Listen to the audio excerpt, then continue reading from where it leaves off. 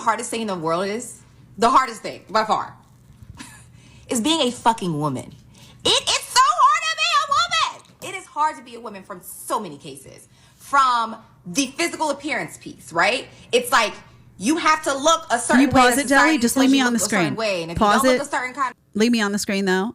Just note the claws. Did I not warn you about the claw? I'm telling you, it's 9 out of 10 times you see the claw. I'm talking about the nails that curl over.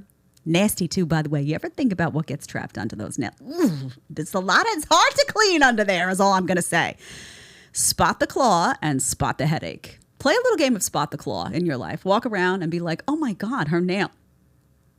I guarantee you. Okay, keep watching, Deli. Sorry to distract, but the claw gets in my way. I have to give a claw warning.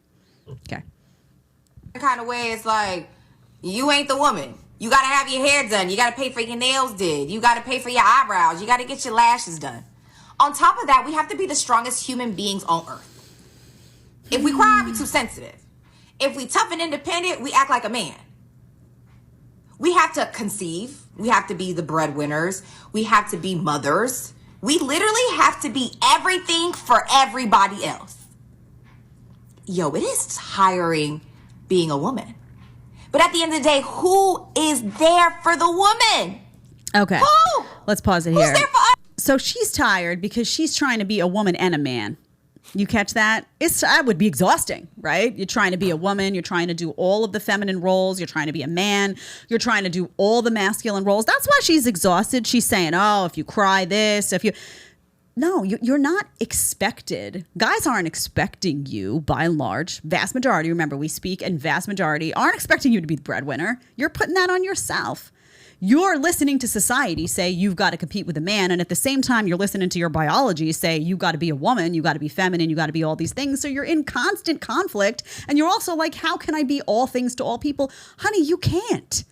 You can't. That's why traditional gender roles exist, right? Because you're supposed to be comfortable and okay to sink into your femininity.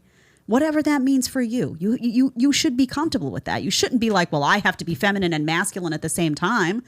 I can't cry, but I should cry at the same time. I don't know a single man. I have not encountered a single man in my life that is going to have a hard time with a woman who cries.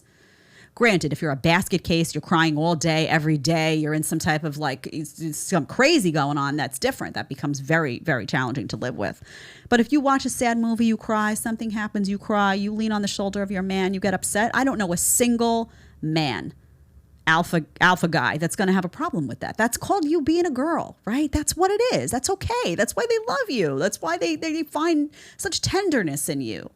But if you now in the back of your head are saying, well, I also have to not cry because society told me that I need to be like a man and society told me I need to be the breadwinner and I need to be tough, then of course you're going to have a conflict. These women are conflicted because they're having a hard time balancing listening to their own biology and what they want and then listening to this, you got to be like a man, you got to compete with a man. It's exhausting.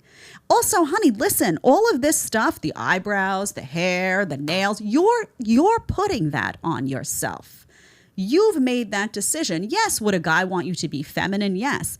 Does that mean that guys are going to say, oh, you got to have your eyebrows like this, you got to have the long nails, you got to go to get a manicure every week? No, the guys just aren't that picky. They want someone who's feminine and soft and, yes, well put together, but they're not looking at your...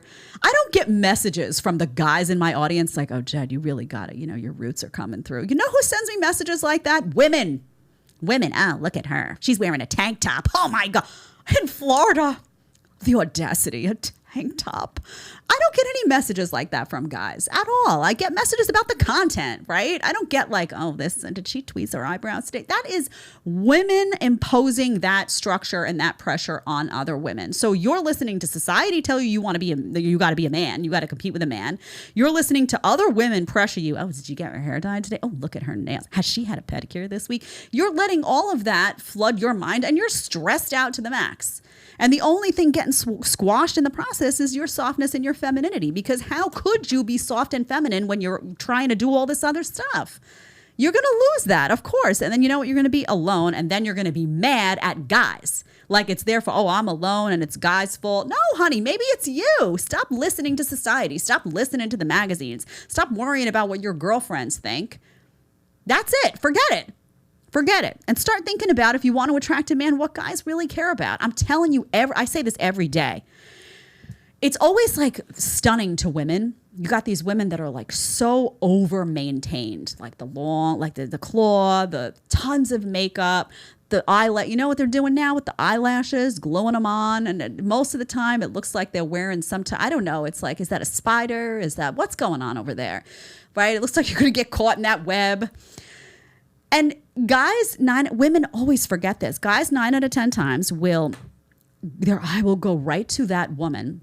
It was very natural. She got the long hair, right? She gets out of bed in the morning. She throws on some sweat shorts and a top, and she goes out to get the mail with no makeup, fresh face. And she's just like bumping around like, hi, sweet. And they're like, that.